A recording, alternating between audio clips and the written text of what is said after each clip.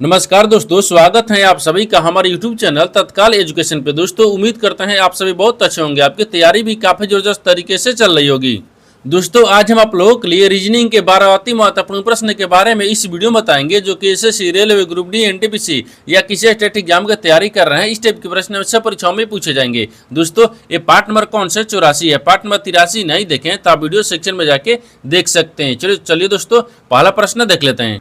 दोस्तों पहला प्रश्न है, इसमें देखिए नीचे दी गई श्रृंखला श्रेणी में प्रश्नार्थक चिन्ह के स्थान पर कौन सी संख्या आएगी। देखिए नीचे यहाँ पर आपको एक श्रृंखला दी है, इन श्रृंखला बताना है कि इस प्रश्नार्थक के चिन्ह पर इन चार ऑप्शन में से कौन सी संख्या यहाँ पर भरा जाएगा। देखिए तो यहाँ पर सबसे पहले ध्यान से देखते हैं कि श्रृंखला किस प्रकार से चल रहा है। ठीक है, देखिए यहाँ पर आपको 18 से कर 22 हो रहा है, 22 ले यहाँ पर 30 हो रहा है, 30 ले 42 हो रहा है, 42 ले 58 हो रहा है, 58 से आपको अगला संख्या ज्ञात करना है। देखिए इन श्रृंखला को ध्यान से देखने के बाद में हमको क्या दिख रहा है, हमको यही दिख रहा है 18 से क्या लिख रहा है 22 लिख रहा है, यानी 18 में 4 जोड़ दें यानी जोड़ेंगे तो 22 हो जाएगा, और 22 ले क्या लिख रहा है 30 लिख रहा है, तो 22 में अगर 8 को जोड़ देंगे तो यहाँ पर 30 आ जाएगा, और 30 ले क्या लिख रहा है 42 लिख रहा है, 30 में अगर 12 को जोड़ते हैं तो 42 आ जाएगा, तो 42 ले क्या लिख रहा है 58 लिख रहा है, तो 42 में अगर यहाँ पर आपको 16 को जोड़ देंगे कितना आ जाएगा, और यहाँ पर आपको 58 आ जाएगा। तो 58 में कौन सी संख्या जोड़ेंगे जो अगला संख्या ज्ञात होगा। उसे पहले नीचे यहाँ पर ध्यान से देखिए, 4 से क्या हो रहा है 8 हो रहा है, यानी 4 में 4 को जोड़ रहा है, फिर 4 से क्या हो रहा है 12, 8 से क्या हो रहा है 12 हो रहा है, तो यहाँ पर आपको 4 को जोड़ रहा है, फिर 4 से यहाँ पर 16 12 से क्या हो रहा है 16 हो रहा है, तो 12 से जब 16 हो रहा है तो 12 में 4 को जोड़ेंगे 16 आ गया। अब 16 में भी क्या करते हैं 4 को जोड़ देंगे, जब 16 में 4 को जोड़ेंगे तो यहाँ पर आपको 20 आ गया। अब 20 को क्या करेंगे 58 में जोड़ेंगे तो कितना आ जाएगा, ये 78 आ गया, यानी इस प्रश्नार्थक के चिन्ह पर कौन सा संख्या भर जाएगा 78 हो जाएगा। तो 78 को देखते हैं किस ऑप्शन में दिख रही है, तो ऑप्शन नंबर यहाँ पर आपको ए में दिख रहा है, यानी ऑप्शन नंबर ए आपका सही हो जाएगा। दोस्तों मैं उम्मीद करता हूँ इस प्रश्न को भी आप अच्छी तरह से समझ पाओगे। नेक्स्ट प्रश्न देख लेते हैं। दोस्तों दूसरा प्रश्न है, इसमें देखिए नीचे दिए गए विकल्पों में से संबंधित संख्या को चुनिए। देखिए नीचे यहाँ पर आपको एक संबंधित संख्या दी है, यानी 7 जो है ना आपको 28 ले समित है। ठीक कुछ प्रकार से बताना है कि 10 जो है ना इस प्रश्नार्थक के चिन्ह पर इन चार ऑप्शन में से किसे समित होगा। देखिए तो यहाँ पर सबसे पहले ध्यान से देखते हैं कि जो 7 है ना वो आपको 28 ले कैसे समित है, उसी प्रकार से 10 को रखते हैं। ठीक है ना, देखिए यहाँ पर आपका दिख रहा है 7, हाँ देखिए 7 में क्या करते हैं 5 ले गुना करते हैं, तो 7 5 35 होता है। ठीक है, 35 में क्या करते हैं 7 को माइनस कर लेंगे तो कितना आ जाएगा, ये 28 आ जाएगा। ठीक ना, उसी प्रकार से यहाँ पर बस 10 में रखते हैं। देखिए 10 में 5 ले गुना करेंगे और 10 को माइनस करेंगे, यानी जितना से गुना, देखिए जितना जिस संख्या में गुना कर रहा है उतना माइनस कर रहा है। ठीक है ना, तो देखिए ये ना यहाँ पर 10 5 50 हो गया, और 50 में 10 को माइनस कर लेते हैं। ठीक है ना, तो कितना आ गया यहाँ पर आपको 40 आ गया, यानी इसका मतलब कि इस प्रश्नार्थक चिन्ह पर कौन सा संख्या भर जाएगा 40 हो जाएगा। तो 40 को देखते हैं किस ऑप्शन में दिख रही है, तो ऑप्शन नंबर यहाँ पर आपको बी में दिख रहा है, यानी ऑप्शन नंबर बी आपका सही हो जाएगा। दोस्तों मैं उम्मीद करता हूँ इस प्रश्न को भी आप अच्छी तरह से समझ पाओगे। नेक्स्ट प्रश्न देख लेते हैं।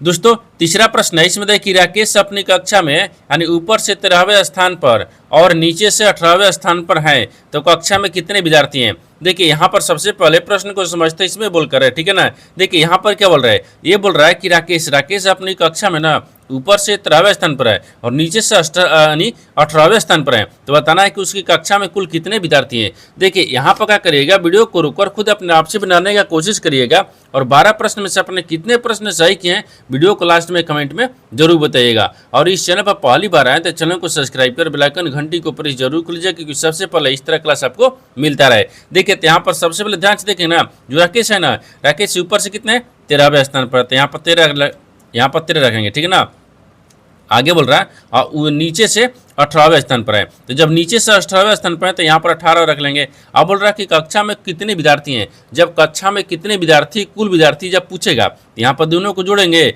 और -1 कर लेंगे। ठीक है ना, देखिए इन दोनों को आपस में जोड़ेंगे तो कितना गया 8 3 11 हो गया, 2 1 3 आ गया, यानी 31 आ गया। 31 में से -1 कर लेंगे तो कितना बचेगा, ये 30 आ गया, यानी उसकी कक्षा में कुल कितने विद्यार्थी हैं तो 30 गो हैं। तो 30 को देखते हैं किस ऑप्शन में दिख रही है, तो ऑप्शन नंबर यहाँ पर आपको सी में दिख रहा है, यानी ऑप्शन नंबर सी आपका सही हो जाएगा। दोस्तों मैं उम्मीद करता हूँ इस प्रश्न को भी आप अच्छी तरह से समझ पाओगे। नेक्स्ट प्रश्न देख लेते हैं।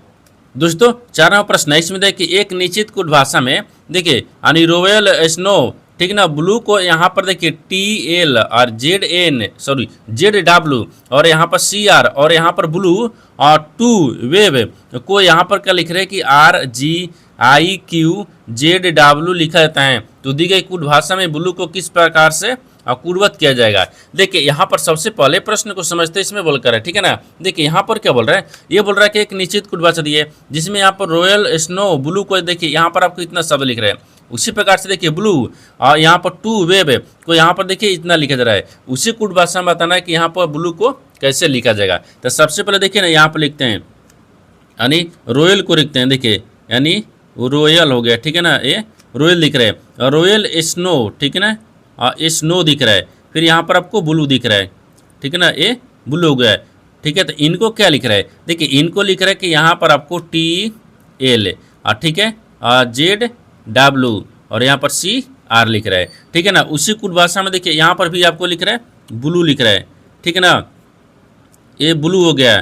फिर यहाँ पर 2 दिख रहा है TWO, फिर यहाँ पर वेव दिख रहा है ना, W से होगा, ठीक है, यानी वेव दिख रहा है, ठीक है ना, वेव हो गया, ये ब्लू है, ठीक है ना, वेव हो गया। इसको क्या लिख रहा है, देखिए RG लिख रहा है, फिर आपको IG लिख रहा है, सॉरी IQ है ना, IQ लिख रहा है, और फिर यहाँ पर आपको Z अब W लिख रहा है। देखिए जब इस तरह से आपको लिखे गाना आता है, ये आपको अक्षर दिख रहा है, इसमें आपको यानी कॉमन मिलाएंगे, ये आपको अक्षर दिख रहा है, इसमें भी आपको कॉमन मिलाएंगे, दोनों में जो कॉमन मिलेगा ना वही आपको आंसर होगा। जैसे देखिए दोनों को लिख लिए, अब इसमें देखिए कॉमन कौन सा दिख रहा है, देखिए ब्लू आपको यहाँ पर भी दिख रहा है, ब्लू यहाँ पर भी दिख रहा है, इन दोनों में कौन हो गया। उसी प्रकार से देखिए इस दोनों में कौन मिलाइए, देखिए इसमें क्या दिख रहा है, देखिए यहाँ पर आपको क्या दिख रहा है, और यानी ZW दिख रहा है कॉमन, इसमें भी आपको ZW कॉमन दिख रहा है, यानी ब्लू का कूट क्या हो जाएगा, ZW हो गया। तो ZW को देखते हैं किस ऑप्शन में दिख रही है, तो ऑप्शन नंबर यहाँ पर आपको C में दिख रहा है, यानी ऑप्शन नंबर C आपका सही हो जाएगा। दोस्तों मैं उम्मीद करता हूँ इस प्रश्न को भी आप अच्छे तरह से समझ पाओगे। नेक्स्ट प्रश्न देख लेते हैं। दोस्तों 5वां प्रश्न है, इसमें देखिए यह संख्या यानी 54, 28, 63, 79 के प्रत्येक समांक में 1 जोड़ा जाए तथा प्रत्येक विषम अंक में 2 घटाए जाए तो इस प्रकार बनी नई संख्या में कितने अंक 1 से अधिक बार आएंगे। देखिए यहाँ पर सबसे पहले प्रश्न को समझते इसमें बोलकर है, ठीक है ना।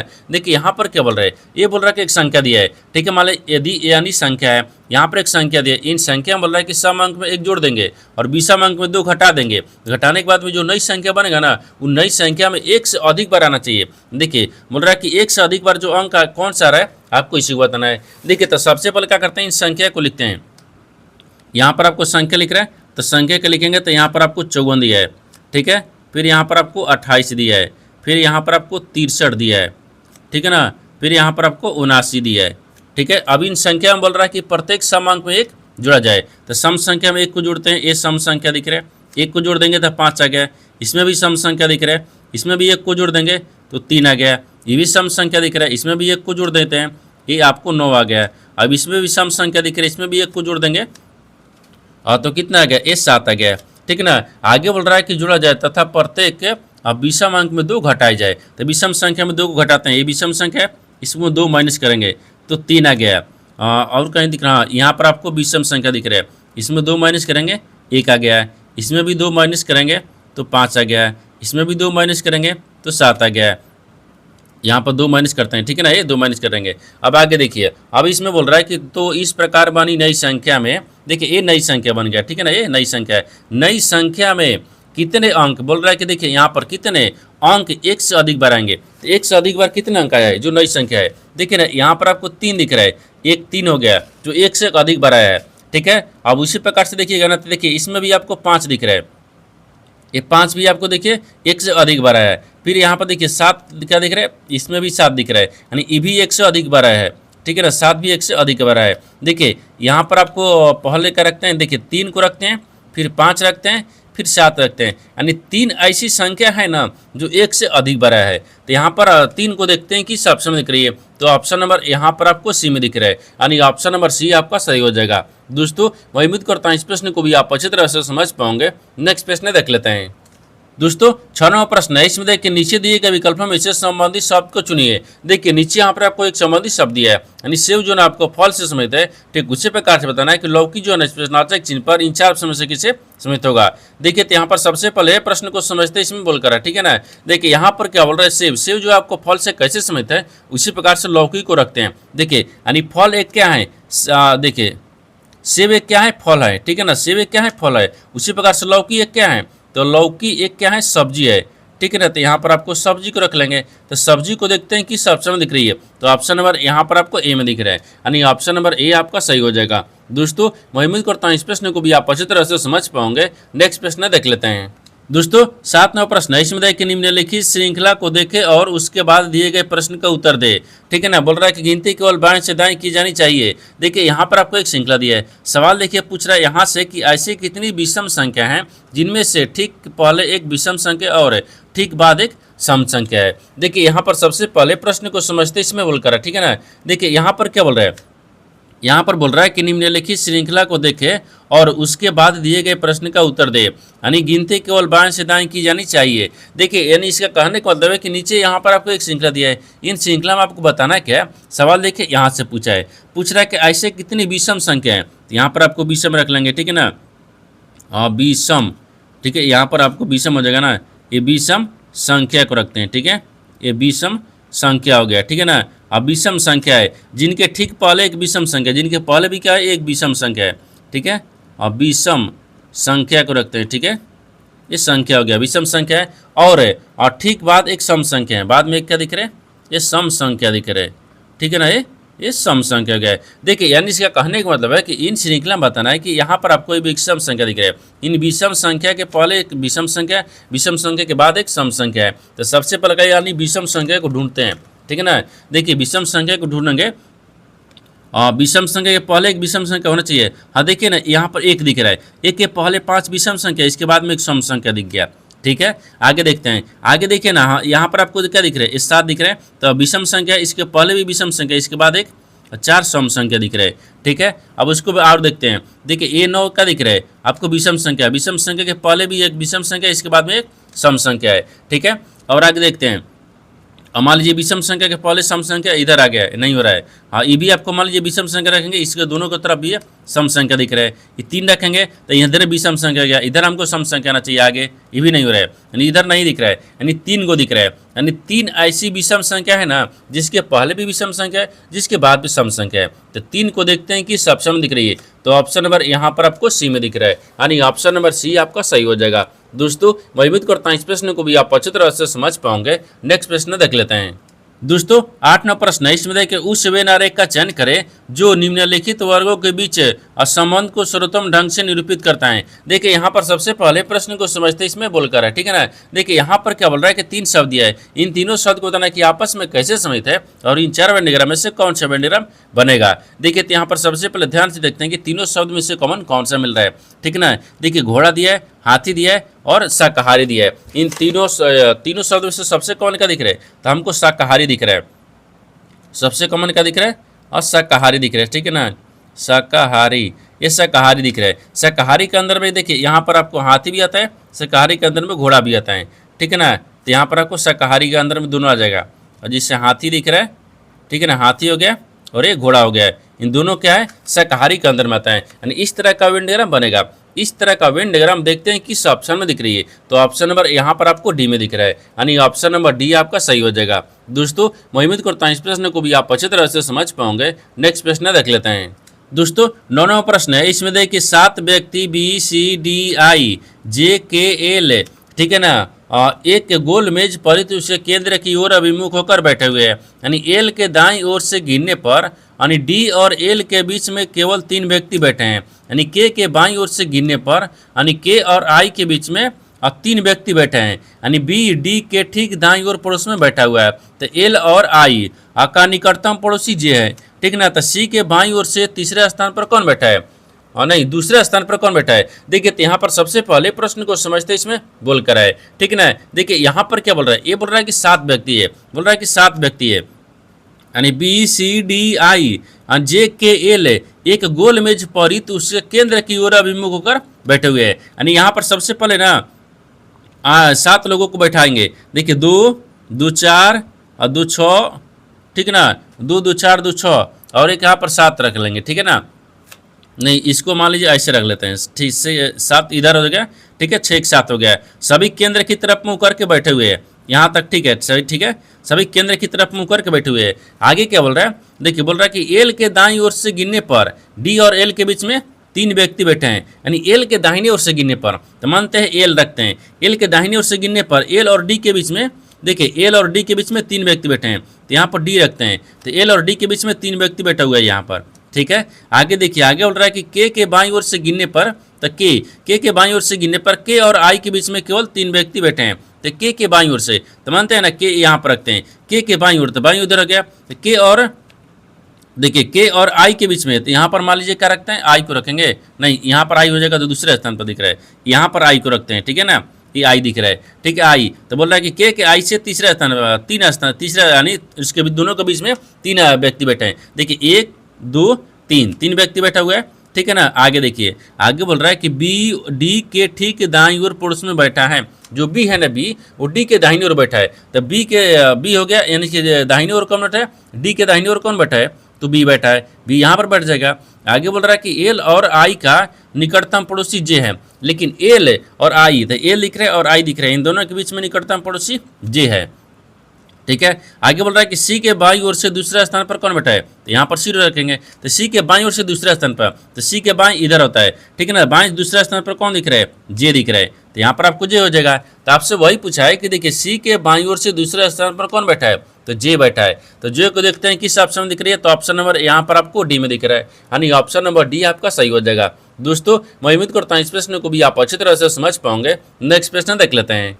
दोस्तों 10वां प्रश्न, इसमें देखिए उस सेट का चयन कीजिए जिसमें संख्याएं उसी प्रकार सम्मिलित है जैसे कि निम्नलिखित सेटों की संख्याएं सम्मिलित है। देखिए यहाँ पर सबसे पहले प्रश्न को समझिए, इसमें बोलकर है। ठीक है ना, देखिए यहाँ पर क्या बोल रहा है, ये बोल रहा है कि नीचे यहाँ पर आपको दो सेट दिया है, इन दोनों सेट आपस में जिस प्रकार से सम्मिलित है उसी प्रकार से बताना है कि इन चार ऑप्शन में से कौन सा एक सेट है ना इन दोनों के जैसा आपको संबंधित दिख रही है। देखिए ये आपको रेलवे में 2024, 25, 26 इन तीनों में कम से कम इस तरह का सवाल पूछ रहा है।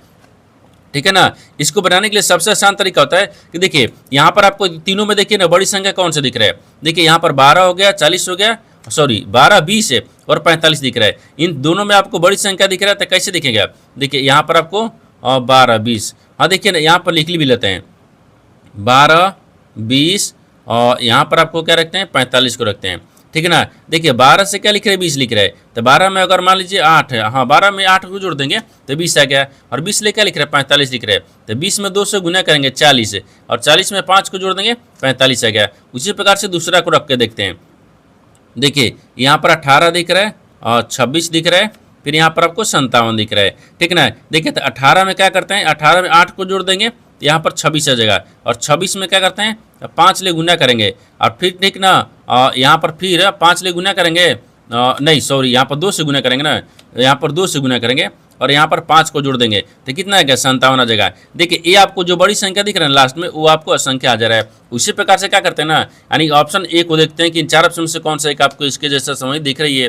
ठीक है ना, देखिए तो यहाँ पर आपको क्या दिख रहा है, ए में दिख रहा है 13, 21, ठीक है, और यहाँ पर आपको 47 दिख रहा है। देखिए 13 में यहाँ पर 8 को जोड़ देंगे तो कितना आ गया 21 आ जाएगा। ठीक है ना, 21 में क्या करते हैं ना, 21 लेकर लिखते हैं 47 दिख रहा है, तो 21 में यहाँ पर 2 से गुना करेंगे और 5 को जोड़ देंगे। जब 21 में 2 से गुना करेंगे और 5 को जोड़ेंगे तो 47 आ जाएगा। देखिए ये आपको संख्या दिख रही है, ये वाला संख्या आ गया, यानी इसका मतलब कि ऑप्शन नंबर ए जो है ना इन दोनों के जैसे आपको समझ दिख रही है, यानी ऑप्शन ए आपको सही हो जाएगा। दोस्तों मैं उम्मीद करता हूँ इस प्रश्न को भी आप अच्छी तरह से समझ पाओगे। नेक्स्ट प्रश्न देख लेते हैं। दोस्तों 11वां प्रश्न है, इसमें देखिए यदि प्लस का अर्थ माइनस, माइनस का अर्थ गुना, गुना का अर्थ भागा, भागा का अर्थ प्लस, तो निम्नलिखित समीकरण में प्रश्न चिन्ह का स्थान पर क्या आएगा। देखिए यहाँ पर सबसे पहले प्रश्न को समझते इसमें बोल कर है। ठीक है ना, देखिए यहाँ पर क्या बोल रहा है कि नीचे यहाँ पर आपको एक समीकरण दिया है, इन समीकरणों को सही बनाने के लिए इन चिन्ह को आपस में बदलना होगा, बदलने के बाद में समीकरणों को सही बनाते हैं। ठीक है ना, तो सबसे पहले जो चिन्ह बोल रहा है उसको बदलेंगे। बोल रहा है कि यदि प्लस का अर्थ माइनस है तो प्लस की जगह पर माइनस रखते हैं, माइनस का अर्थ गुना दिख रहा है तो माइनस की जगह पर गुना रखते हैं, और गुना का अर्थ भागा दिख रहा है तो गुना की जगह पर भागा रख लेते हैं। अब भागा के अर्थ क्या बोल रहा है, प्लस बोल रहा है, इसके जगह पर प्लस रखते हैं। अब समीकरण को सोल्व करेंगे। देखिए 21 गुना कितना दिख रहा है 4 दिख रहा है, फिर यहाँ पर प्लस 371 दिख रहा है। ठीक है ना, फिर माइनस यहाँ पर 11, 11, 11 दिख रहा है। ठीक है 111 दिख रहा है, फिर भागा यहाँ पर 3 दिख रहा है, बराबर में प्रश्नार्थक चिन्ह। तो सबसे पहले क्या करते हैं, भाग का प्रक्रिया करते हैं। देखिए 3 से काटेंगे तो तितली के 9 हो जाएगा, और 3 7 21 आ गया। ठीक है, एक काट दिए, 3 7 21 हो गया, इतने मर्द में कट गया। अब इसको गुना करेंगे तो 4 कम 4, 4 दूनी के 8, यानी 84 प्लस यहाँ पर 371 और माइनस 37 आ गया। अब इन दोनों को आपस में जोड़ेंगे तो जोड़ेंगे कितना आ गया 4 1 5 आ गया, 7 दूनी 14 1 15 के 5 मतलब 1 हो गया, और 3 1 4 आ गया, कितना आ गया 455 आ गया।